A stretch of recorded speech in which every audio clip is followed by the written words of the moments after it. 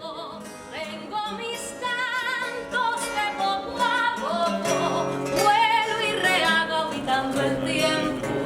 Como le cuadra un hombre despierto, soy feliz, soy un hombre feliz y quiero que me... Dado que ni el Consejo de Seguridad de las Naciones Unidas, ni la Unión Europea, ni Bélgica han adoptado sanciones contra Cuba, podemos concluir que el banco BNP Paribas Fortis reconoce indirectamente que rechazó la transacción obedeciendo a las orientaciones de la Oficina de Control de Activos Extranjeros, OFAC, o el Departamento de Estado de los Estados Unidos. En otras palabras, el banco cumple con las leyes de sanciones de los Estados Unidos contra Cuba. 8 niños cubanos necesitaban con urgencia de trasplante hepático. Para llevar a cabo la delicada cirugía se necesitaban insumos médicos especiales, entre ellos un prolijo llamado custodiol, que permite conservar el órgano trasplantado hasta el momento de insertarlo en el paciente receptor. Las compañías farmacéuticas norteamericanas que comercializan esa solución médica se negaron ni siquiera a examinar la posibilidad de vender el producto a Cuba. Cuba has established the Latin American Medical School, also known as ELAM, where 47% of Americans trained are Black and 29% are Latino. And upon returning to the U.S., they undertake work in areas lacking medical services, work where most American-trained doctors refuse to work. In fact, most American youth don't support the blockade. When the U.S. government stops us from connecting with others and building better futures together, we really have to question what is it that they're actually trying to hide from us. Because what I have seen while visiting Cuba and experiencing Cuba is very different from what the main English and Spanish media outlets, including entertainment, had told me growing up.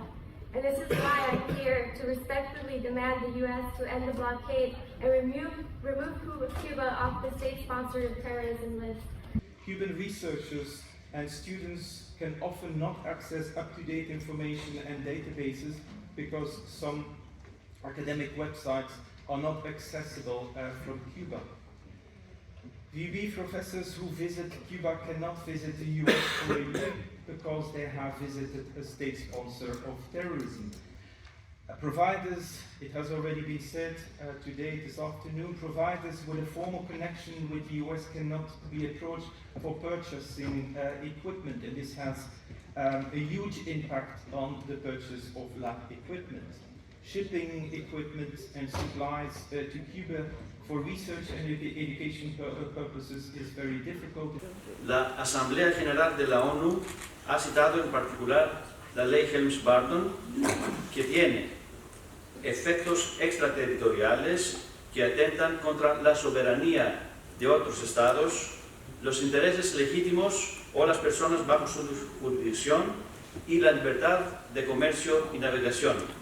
According to Article 2 of the 1948 Geneva Convention on the Prevention and Punishment of the Crime of Genocide, paragraph C, I quote, deliberately inflicting on the group conditions of life calculated to bring about its physical destruction in whole or in part is an act of genocide. The dramatic and huge impact of the above-mentioned laws and regulations, maintained for over than 60 years, also demonstrates that no blockade has been as comprehensive, long-lasting, and brutal against the people as the one the United States have maintained against Cuba. The blockade has resulted directly and indirectly in loss of numerous human lives, and the decision of the US to maintain this blockade until the Cuban people decide not to bow the US is determined to maintain measures that are calculated to bring about in the long term the physical destruction, at least in part, of the Cuban people. Such an attitude could amount to a crime of genocide. Last, fifth, since the numerous sanctions and the US laws on which they are based are unlawful, they must be abolished. The USA must pay compensation for the damage caused to the Cuban state, its companies and citizens.